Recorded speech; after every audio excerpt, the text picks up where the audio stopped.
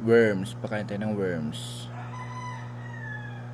Yan, kumakain din niya pang protein. High protein. Yan ang mga tray natin. Start pa lang tayo mag-breed.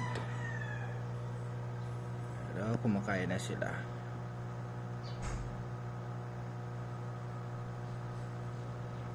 Hapon pa lang pa, 3 PM.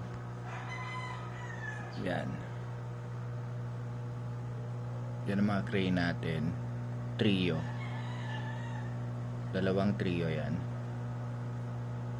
Yan, busy kumain. At may mga mollies tayo dito. Kumakain din ng worms. Cultured worms yan. Malinis yan. Yan, para kumain sila ng mga kitikiti kung sakaling madumi. Yan, mga crane natin. Ito is talisay. Nakain din ng tray ang talisay. Talisay. Okay.